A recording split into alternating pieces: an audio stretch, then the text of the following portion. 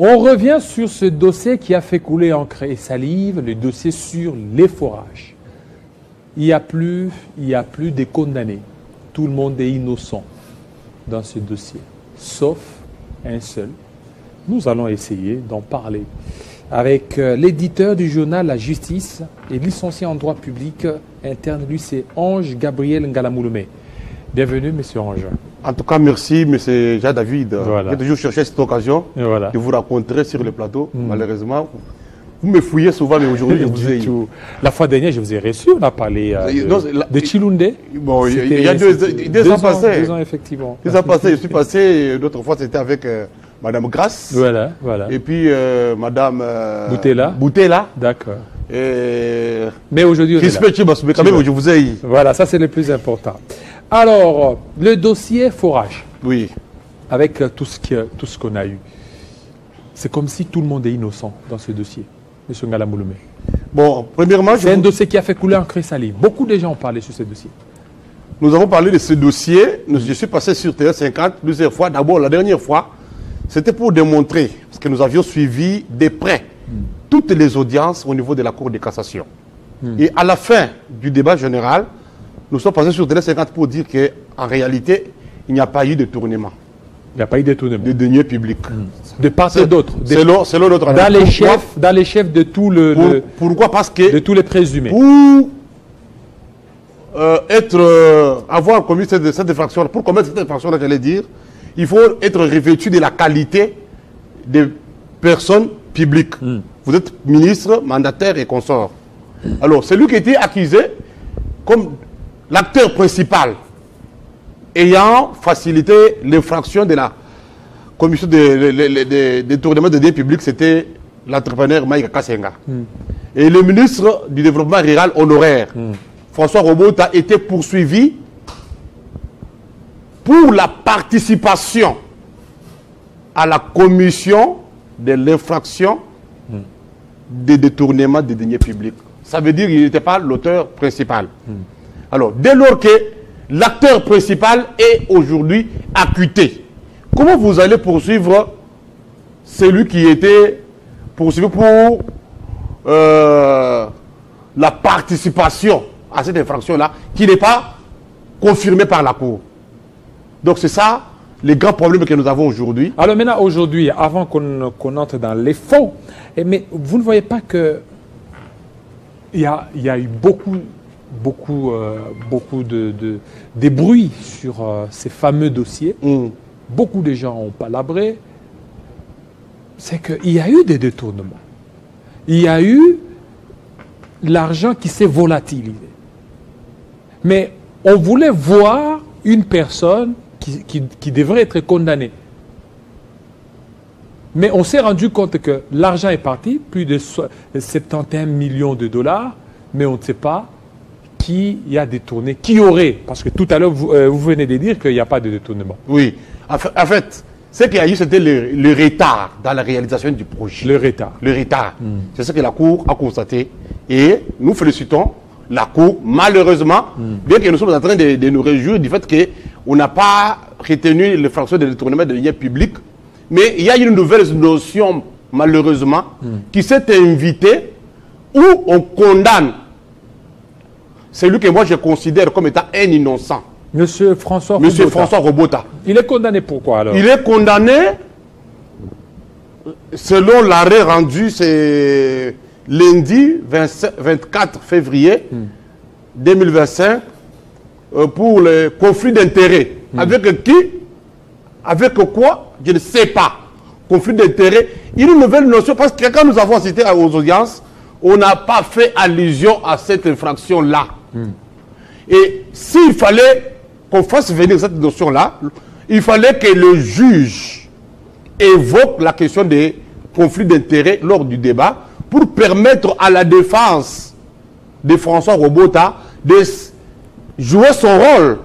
Sinon, lorsque vous parlez de ça, alors que l'infraction n'a pas été évoquée lors du débat, c'est comme si vous avez violé les droits à la défense qui est reconnu par la Constitution de la République démocratique du Congo. Donc, lui, il est exempté des infractions de détournement. Donc, François Robota, selon la Cour, il n'a pas détourné. Il n'a pas détourné. Il n'a pas détourné. Nicolas Kazadi n'a pas détourné. Donc, il n'y a pas eu de détournement. Il n'y a pas eu de détournement. Il y a des seins. Il y a des seins. Ce sont des seins. Alors que l'argent est parti. Mais entre-temps, 71 millions de dollars. Il y a un qui est poursuivi pour une autre infraction nouvelle. Conflit d'intérêt dans quel dossier? Dans ce dossier, je pense que c'était lui qui a engagé les dépenses. La Cour estime que comme il a engagé les dépenses, il y a eu conflit d'intérêt. Je ne sais pas comment la Cour peut justifier. Comment moi je suis dépassé. Maintenant, je ne sais pas comment la question justifier cela. Comment on peut impliquer quelqu'un des conflits d'intérêts, imputer, ce que j'ai dit, imputer quelqu'un dans une affaire de conflits d'intérêts, alors que l'auteur principal est acquitté et innocenté? C'est sous base de quelle matière? C'est ça la question qui attend sa réponse. Jusqu'à présent, je ne sais pas comment on est arrivé à cela. Donc c'est une injustice. L'équité d'un véritable procès pénal n'est pas respectée. Et là, c'est une façon pour nous d'interpeller les magistrats suprêmes, le président de la République, chef de l'État, Félix Antoine Tshilombo Tshisekedi, qui avait dénoncé que la justice est malade. Et aujourd'hui, nous avions en son temps confirmé que la justice n'est pas malade, mais c'est comme si la justice continue d'être malade, en dépit de tous les efforts fournis par le chef de l'État, tous les efforts fournis par le ministre de la Justice. Nous voyons qu'il y a certaines décisions qui rendent la justice malade. Alors, est-ce que la Cour de cassation est-elle compétente de pouvoir requalifier ces infractions?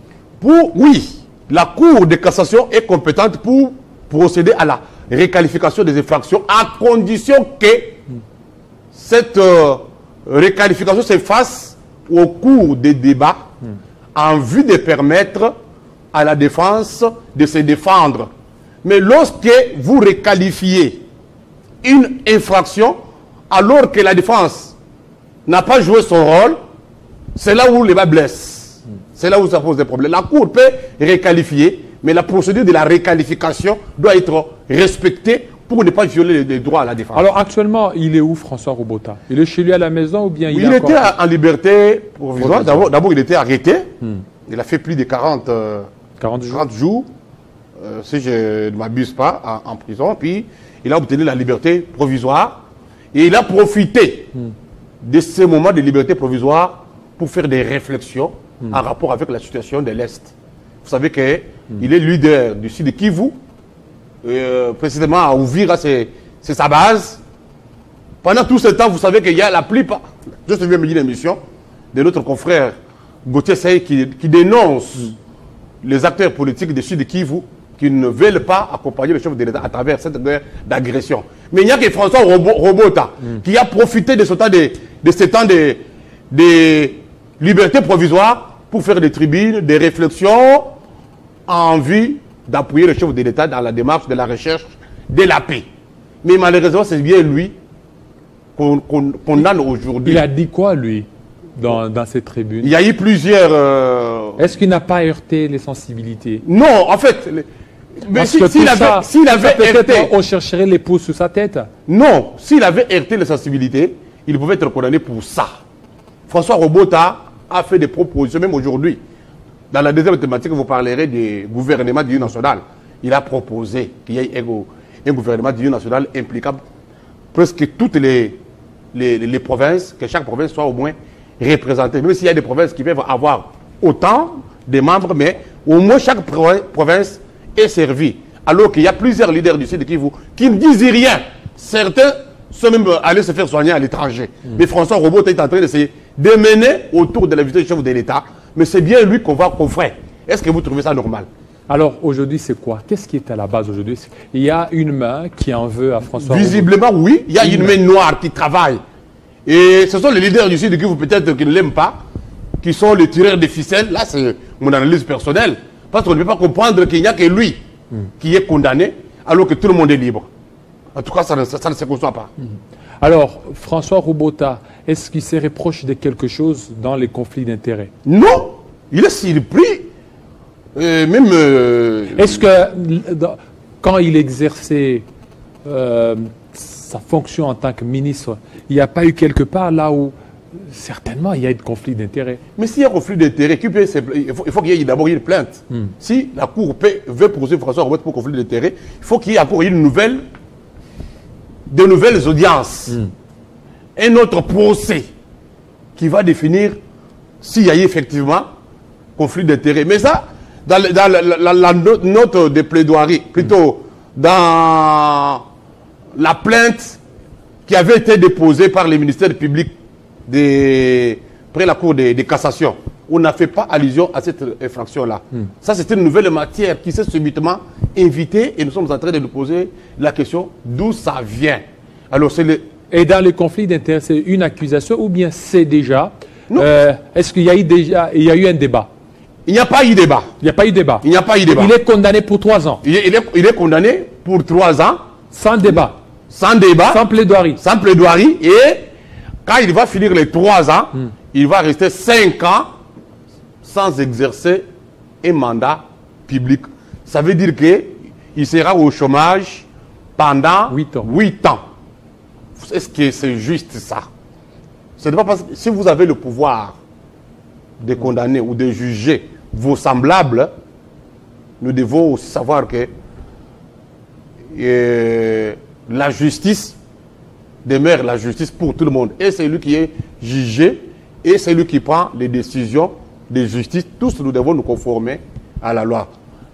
François Robota est victime, je ne sais pas, dit de Kabal monté, dans quelle officine, je ne sais pas, mais le chef de l'État est là. Alors, que compte faire sa défense pendant cette période, sachant que l'affaire au niveau de la Cour de cassation, c'est la plus haute cour?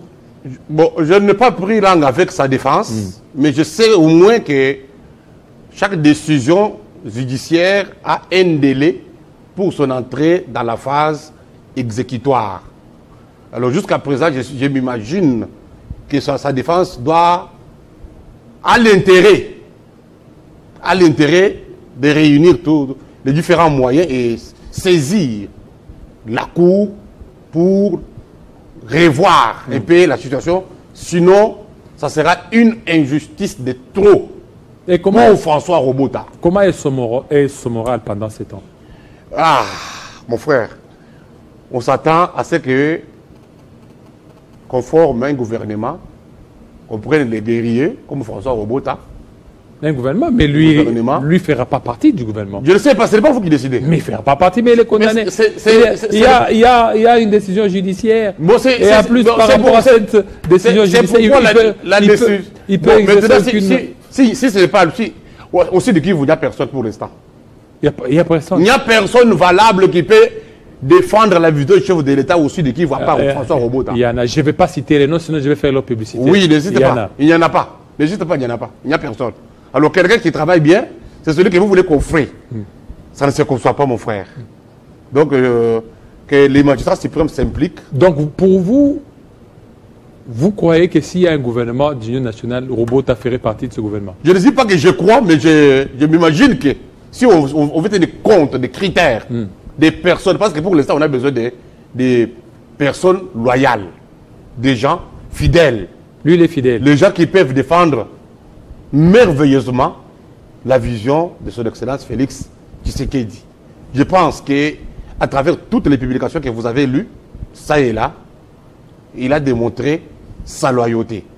À moins que vous ayez autre élément. Moi, jusqu'à présent, je ne suis pas de sa tribu.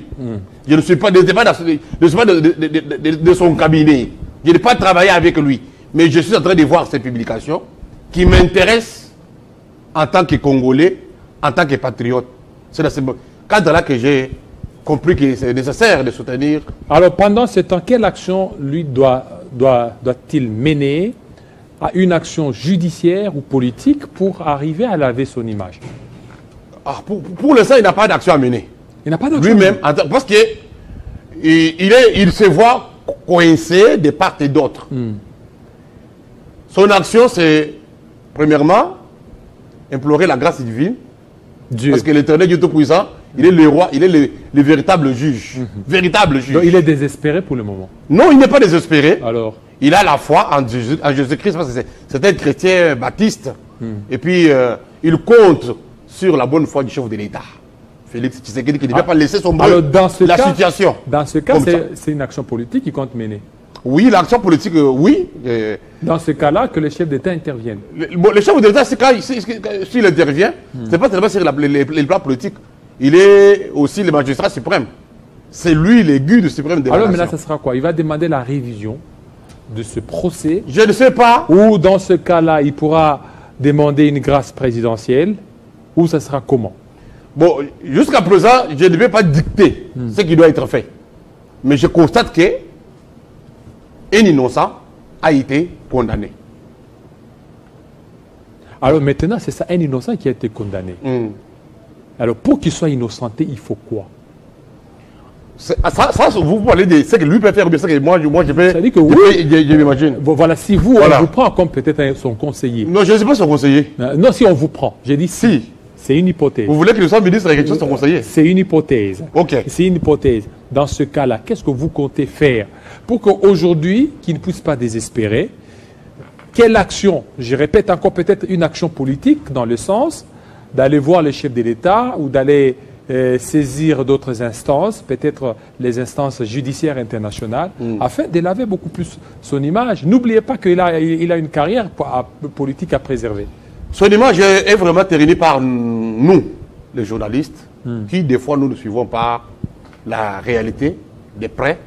Vous savez que vous venez de dire dans vos mots introductifs que ce procès a créé beaucoup d'encre et salive. Mais lorsqu'il y a eu les procès, lorsqu'on a fixé les audiences, je n'ai vu aucun journaliste. Aucun journaliste. Il y avait seulement moi et Innocent Olenga qui nous avons couvert l'audience du début à la fin. Alors, et c'est quelques caméramans qui venaient sporadiquement. Donc, Donc vous voyez que c'est nous-mêmes, nous sommes à la base, nous devons nous amender. vous les journalistes, Nous les journalistes, nous devons nous amender parce que des fois nous sommes en train de ternir.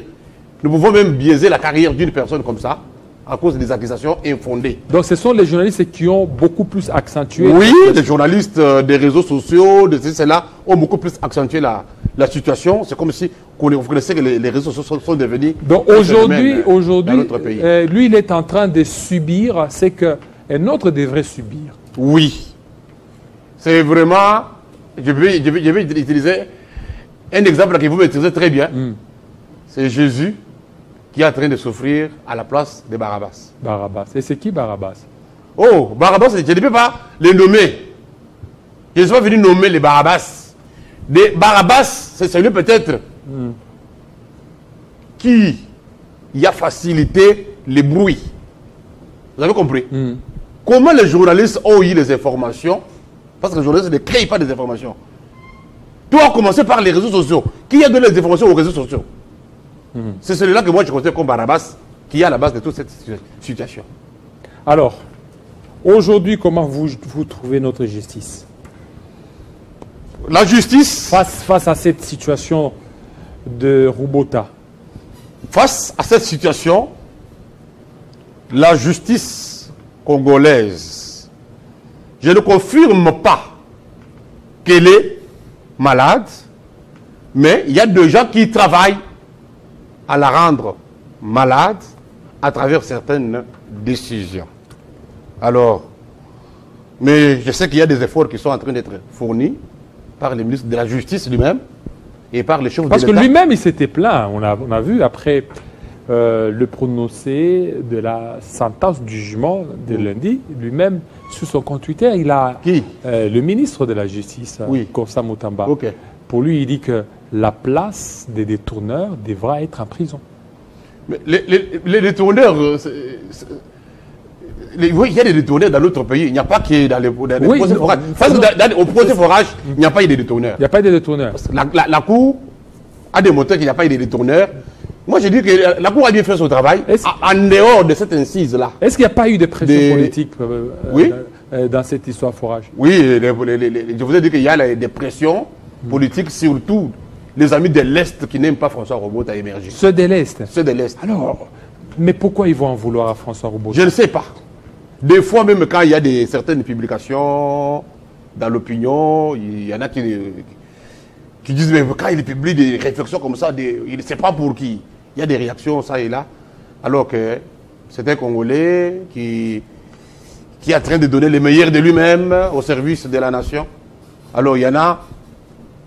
La haine existe partout, hein. Il n'y a pas qu'à l'Est. Au Kasaï, il y a la haine.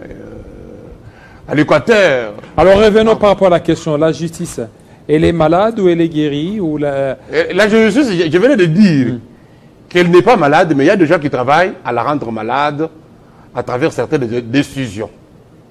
Alors nous devons revoir cette décision-là qui risque de confirmer que la justice est malade. Et le chef de l'État, lui en tant que garant, magistrat suprême. Le chef de l'État a un très grand rôle pour l'instant. Il a les derniers mots. C'est le sommet des sommets. En dehors de Jésus-Christ au ciel, sur la terre, pour l'instant, c'est Félix Tshisekedi. Alors, il suffit qu'il donne les orientations nécessaires. Ce dossier trouvera son dénouement. Que le chef de l'État s'implique. Oui. Mais s'il s'implique, vous ne voyez pas que c'est l'impunité qui est là. Bon, l'impunité... C'est consacré l'impunité. Bon, l'impunité par rapport à François Roboto et par rapport à Maïka Senga. Non, mais l'impunité par rapport peut-être à François Roboto. Mais pourquoi on verra seulement dans un cas, pas dans l'autre? Donc vous voulez alors qu'ils soient tous acquittés? Tous. Maïka Senga n'est pas condamné. Lui qui était accusé, il a été acquitté par la justice. Maïka Senga. Oui. Il a été acquitté.